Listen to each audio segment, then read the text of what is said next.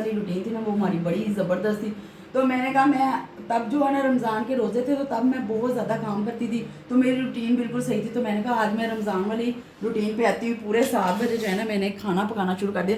रमज़ान वाली रूटीन तो नहीं है, 7 बजे मैंने खाना बनाना शुरू किया। मैंने कहा आज जो ना मैंने काम करना है, तो मैंने कहा आज अपने वक्त को ज़ाया नहीं करूँगी और आज मैं अपने पूरे राइट टाइम जो है ना बच्चों को खाना वगैरह बना के जो थोड़ा सा बुटीक का काम है वो मैं करूँगी। तो मुझे ऐसे लग रहा है जैसे रमज़ान ही है, तो मैंने जो है ना चंद हैबिट्स मैंने अपनाने लगी हूँ ताकि मैं जो है ना अपने उनसे फ़ायदा उठा सकूँ और अपनी बहनों को भी बता सकूँ कि वो किस तरह टाइम को मैनेजमेंट करके अपने टाइम को ज़ाया होने से बचाएं और बहुत कम टाइम में अपने जो है ना काम जो है ना बआसानी कर सके, ताकि जो है ना एक औरत में एनर्जी और स्टेमिना जो है ना उसका बरकरार रखे और वो फ्रेश अपने जो घर के काम है उसको सर अंजाम दे। तो मैं इसी काम को लेके ना जो मैं आगे बढ़ने लगी हूँ।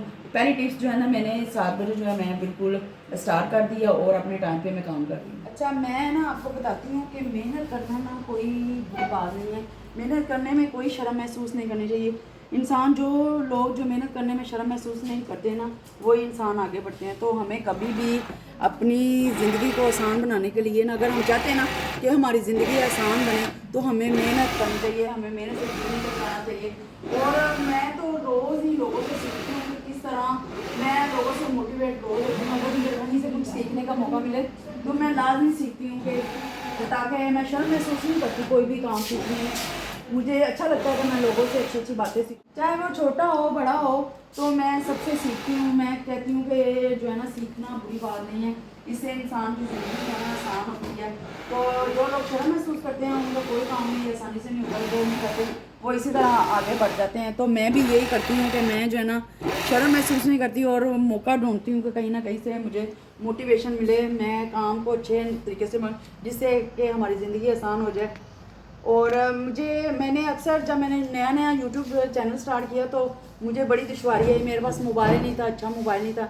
तो मैंने किसी से कहना कि मुझे मोबाइल दे दो, मैंने वीडियो बनानी है, तो वो मुझे मोबाइल नहीं देते थे। तो मुझे इससे मैं दिल बर्दाश्त नहीं होती थी, मुझे ज़्यादा मेरे में मोटिवेशन आती थी कि मैंने ज़्यादा से ज़्यादा काम करना है। तो मेरे में एनर्जी आती थी। जब मुझे लोग इनकार करते थे तो मेरे में बजाय इसके कि मैं दिल बर्दाश्त हो जाती, मेरे में एनर्जी आती थी कि मैंने कहा नहीं, मैंने तो ये फिर काम करके छोड़ना है। मैंने उनकी बातों को बजाय गुस्से के मैं उनको अपने काम में लाती थी और नए जज्बे के साथ मैं आगे बढ़ जाती थी। मुझे बहुत, मैं लोगों से बहुत डिसहार्ट होती थी, लेकिन फिर भी मैंने हिम्मत नहीं हारी। मैंने कहा मैंने हिम्मत नहीं हारनी, मैंने अपने बच्चों की खातिर काम करना है। तो मैं अपने बच्चों की खातिर काम करती हूँ और जिससे ना मेरा दिल लगा रहता है, और एक तो मेरा दिल लगा रहता है, एक मैं खुश रहती हूँ। तो मैं यही चाहती हूँ कि जिस तरह मैं काम करती हूँ इस तरह लोग काम करते हैं। तो बजाय इसके कि मैं लोगों से डिसहार्ट होती, मैंने कभी डिसहार्ट होना सीखा ही नहीं है। मैंने कहा नहीं जी, काम करना है, आगे बढ़ना है, अगर ये लोग कर सकते हैं तो हम क्यों नहीं कर सकते।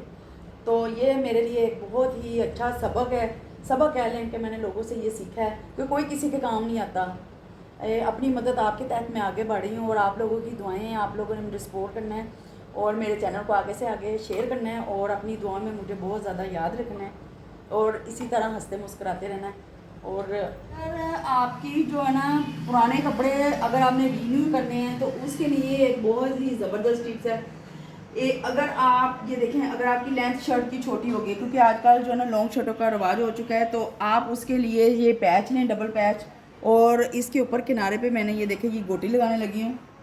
ये देखिए जी, इस तरह गोटी लगेगी और इस तरह ये डबल फ्रिल वाला, ये देखिए जी कितनी ही नई चीज़ ये एक आई है, ये देखिए जी ज़बरदस्त है।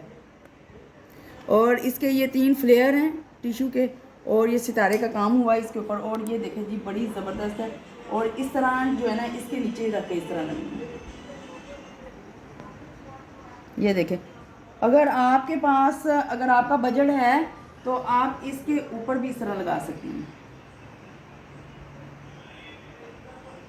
इस तरह लगनी है, एक लाइन इस तरह ऊपर लगनी है।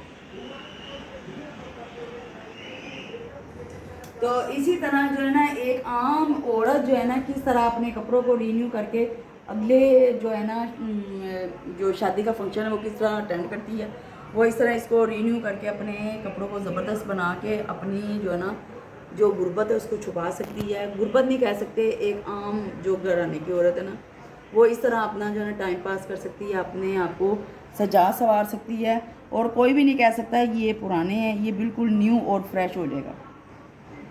जब ये सिलाई होगा तो बिल्कुल न्यू और फ्रेश होगा। अच्छा जी, मैं आपको करेले के बारे में टिप्स देने लगी हूँ। करेले की टिप्स ये है कि इसको तकरीबन आधा घंटा जो है नमक लगा के रखें, तो फिर इसको खूब मलना है जब तक इसका कड़वापन निकल ना जाए, इसको मलते रहना है। मैं तो इसी तरह करती हूँ, मेरे करेले कभी भी कड़वे नहीं पकते।